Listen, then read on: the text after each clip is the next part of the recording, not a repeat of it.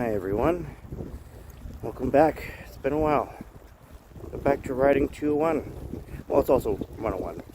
But anyway, reason why I'm including both classes for this is that writer's block, what we're talking about today, is a universal phenomenon that everyone has seen, or most writers see as something concrete, some concrete concept that stumps us when we're trying to write. The thing about writer's block to me is that it's not really a concrete concept. It's some manifestation of our anxiety for the ideas we have in our heads that we're having a hard time putting pen to paper. But it is not something that weighs us down, that is literally in front of us and getting in our way of putting pen to paper. Writer's block is just our anxiety. And we have the ideas in our heads, but I have writers telling me, but Andre, sometimes I just don't have the ideas. And that's why I can't write. It's like, no, you have the ideas. You're just worried about the execution of how it'll, come to be on paper. But the thing you have to realize is that the first draft you write is supposed to be crap. It's not supposed to be this amazing masterpiece, not at the first shot. That's not how it works. The first draft is supposed to be shit because you're just, thinking out loud on paper. Then you can fix it later. Writer's block is, we have these grand ideas that we want to complete, or even just a scene, and we're stumped at how to write it, and we can't think of anything. It's more, you have the idea, but you don't have all the details yet. That doesn't mean that there's writer's block. It just means that the idea is still brewing in your head. So, if you're wondering why I'm kind of jumping ahead with this whole intro here, is because I'm showing you that this is just a routine for me. I don't do this to get over writer's block. This is just routine for me. This is just something I do to, freshen up and get out of my own head as a human being, not as a writer, as a human being. Because sometimes we're in our own heads for too long, especially because we're making decisions all day, constantly. And that's why I can get in the way. So the next time you think you're having writer's block, don't worry so much. Don't worry so much about how your ideas are going to come on off the page. Just be happy with the fact that you're making something. You are making something. That's not easy to do. It's not easy to sit down for hours and come up with ideas and try to create something tangible. Not everyone has that kind of patience. Not everyone can be a writer. Not everyone can be an artist. Because art takes patience. Art takes skill and practice. Like anything, really. But it's something that you have to be really dedicated to. So don't worry so much. Okay? You're doing great. Alright, on with the class.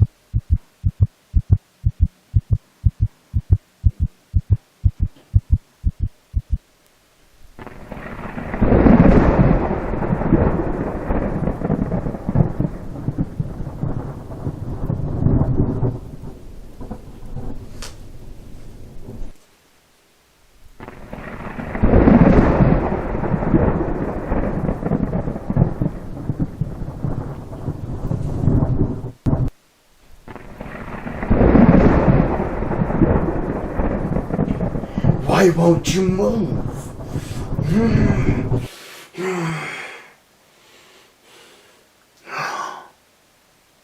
I wonder. I wonder.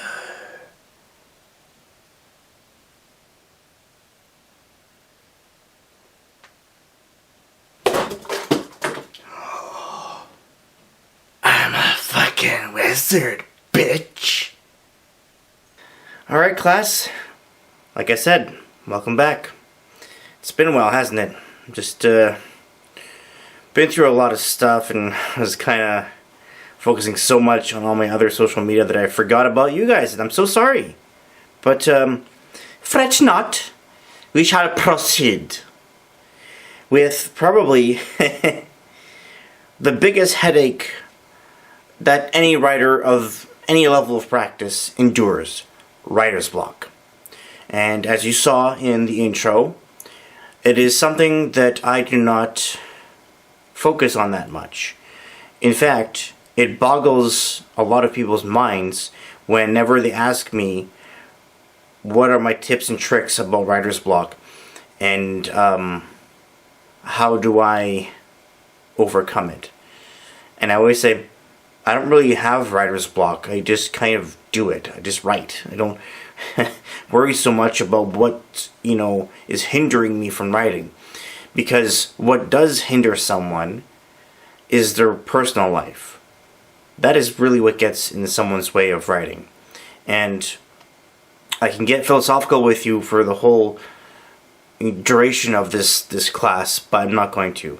So let's just focus on the 5 major points of writer's block. Alright? So, starting with you. You are the writer's block. What does that mean? Well, like I said in the intro, it is mainly your anxiety and anticipation of what you're writing. But the truth is, it is way more than that. Because what actually stops us from writing is what goes on around our writing. It is not the art or the craft itself. It is us. It is the decisions we make during the day and the things we go through, the hardships, the good, the bad. That's really what stops us. It's nothing to do with just pure, like, I can't do this. It's not just that. If it was, it would be so easy to just do meditation and then you're good to go. No. Sometimes there are just things in life that slow you down in terms of motivation, creative juices, and all that stuff. Because the ideas are always there. But sometimes we're so focused on all the crap we go through, especially if it has to do with health or a recent, hardship or hurdle that we had to get over, and focus solely on that our progress and volume of writing takes a hit. And that's okay. It is okay to not have such a tight deadline. I mean, that might be more difficult if you have a publisher and they give you a deadline, but in the end, it is you who is in control. You have a life, and the publisher has to understand and respect that, because sometimes there are things in our lives that we just can't control, or we have to put down our art and focus on that. It might not be a quick resolution, but it will be something that is a priority in your life outside of writing. So remember that. It is not just your anxiety and anticipation of what you're doing, it is also just life in general. Okay? 2. Let the ideas be. So what does that mean? It means just that. Sometimes you shake the strainer of all your ideas and the good ones stay. Which is something that I heard Stephen King say, and it stuck with me since I started reading his books. When you have a good idea, it is so important for you to just let it come out of you. It's not a matter of writing an idea down when it's fully formed. It's more like as soon as you have it, you just try it out. Just try it out. It will probably be absolute crap and have a bunch of things missing to it, but the fact that you're immortalizing an idea you hope you don't ever forget gives you something to work with and craft something concrete out of it. Okay? Now, that idea might be a throwaway in the end, because you'll realize that's absolute shit. That won't help me at all for this story, or even the idea of a story. But you know what? The fact that you found out that this version of a story doesn't work for you is good, because now you're thinking. Now you're thinking, oh, I have something that I can use to make it better, or even just scrap it and do something else. But the fact that you went ahead and just got out of your own head and just did it, you did something. The fact that you even put pen to paper is an achievement. It doesn't matter if you have to start all over again. The fact that you're not allowing your fear and anxiety to stop you from even trying is an achievement in itself. Okay? 3. Message or goal of story.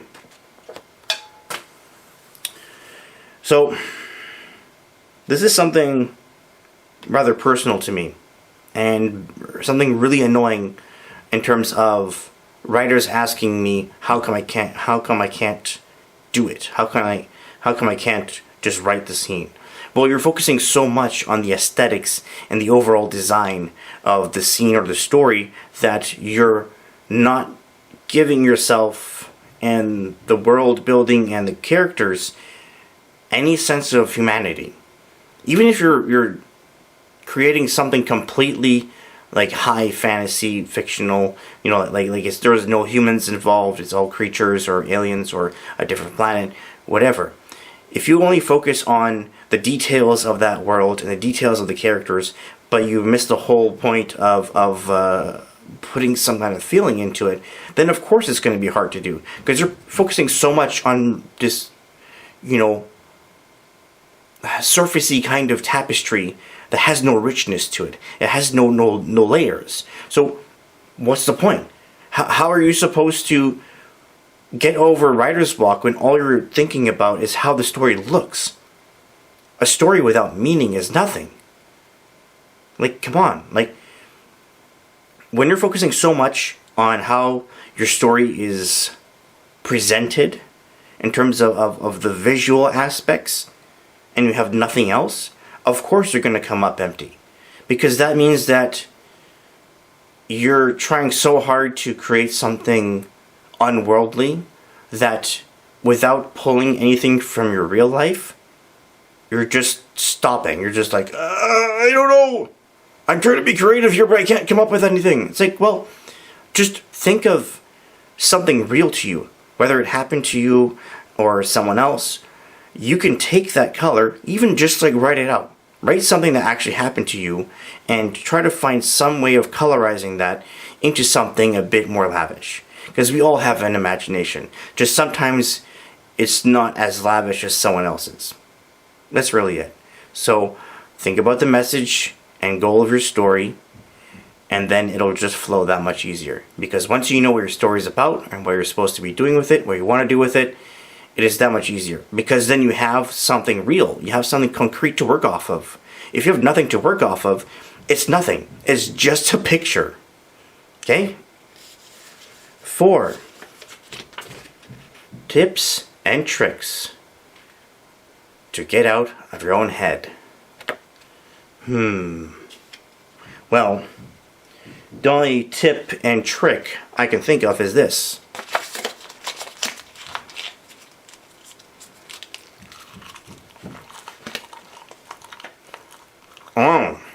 Those tips and tricks are so delicious. I can feel it working. I'm writing so much. Oh yeah. It's going down the hatch real good. I don't have tips and tricks for you, okay? I don't know what to tell you in terms of overcoming writer's block, because, again, it's not real to me.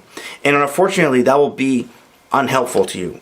I know a lot of new writers are going to hate that. that I'm not giving them tips and tricks. But the thing is, writer's block, like I said, is just anxiety and you just so freaking scared of doing anything that might end up being crap the first time. It's just like, come on, man. Like, the only way you can actually get over writer's block is just being a human being. When you need to get out of your own head, you go do something that has nothing to do with responsibility or decision making. Just something mundane, something that doesn't require any thinking, where you can just just breathe, go for a walk, listen to music, watch TV, I don't care. Do something that you can just turn your brain off. If you have to move, move. If you want to sit down, sit down. But really, moving is the best, because you are sitting down when you're writing. May as well do something active. Okay? It's as simple as that. I don't have tips and tricks for you. I mean, if you really are stumped, you can contact me and I'll help you. But ultimately, it comes down to how you get out of your own head. And that's up to you to choose how to do that. Okay? Lastly, fifth and final point. Nothing is perfect. Okay? I am so tired of hearing fucking perfectionists saying, but Andre, what if it doesn't come out the way I want it to? What if there's this detail missing? What if the character falls flat?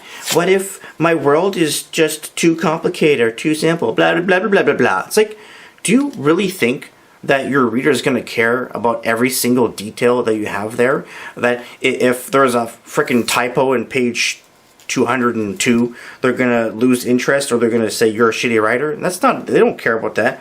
They care about how you progress the story forward, how you manage to, I don't know, keep their interest. It's not about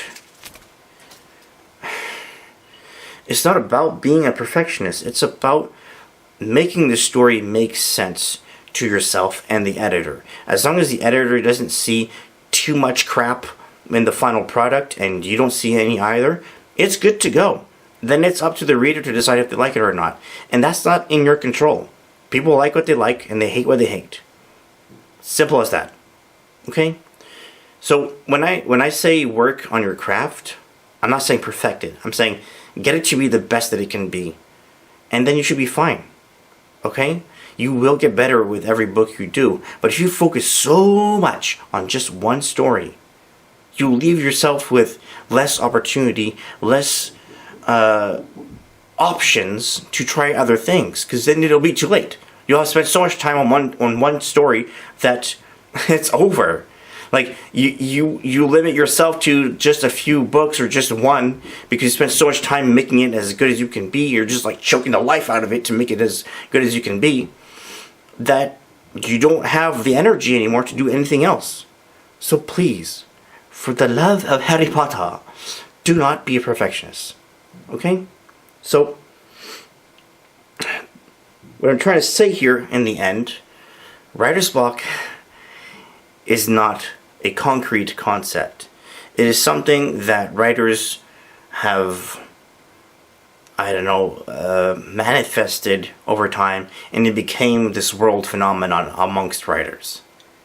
Now, you may have that time where you spend years without writing anything, or you write something but you shelf it because you're so worried about how people are going to respond to it.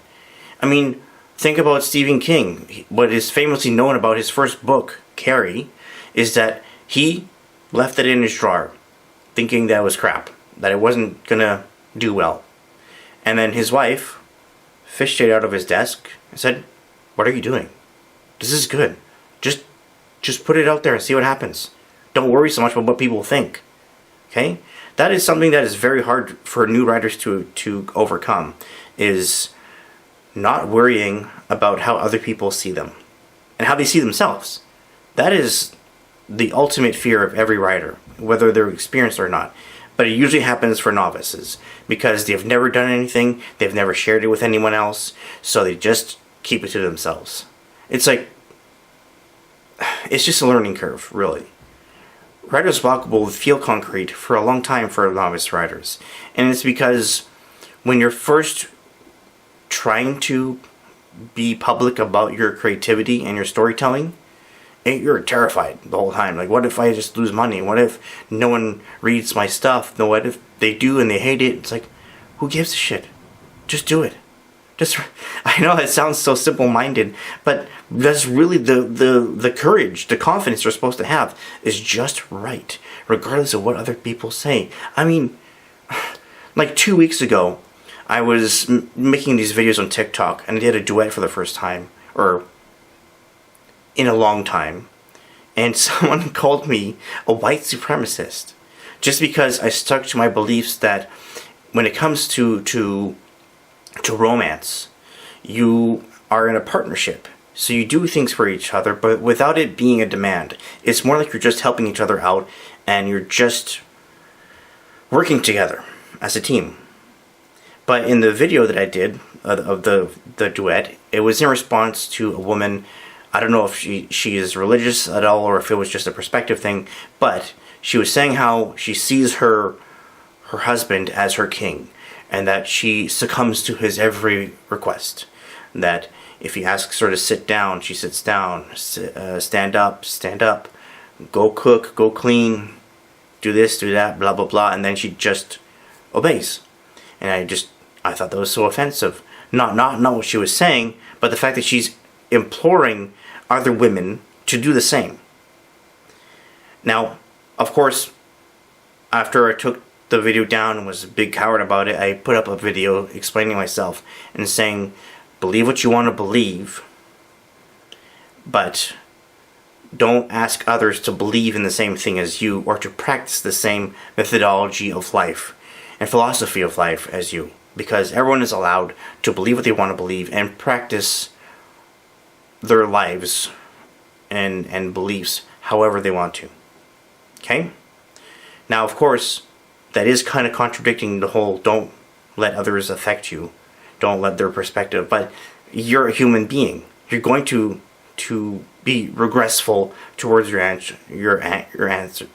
actions, but you can learn to overcome that fear.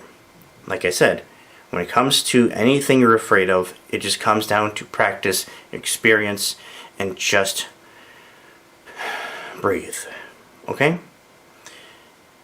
That's it for this class.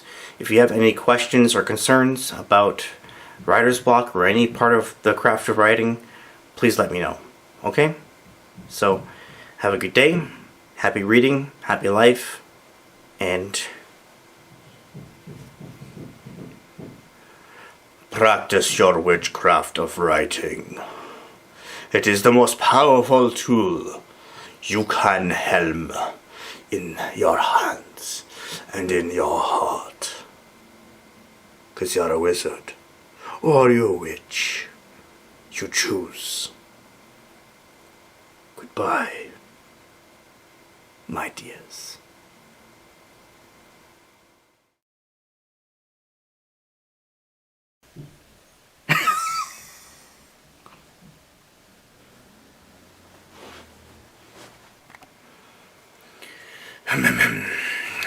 It's been a while. Rookie-cookie-coo! Rookie-cookie-coo! Yellow leather. Yellow leather.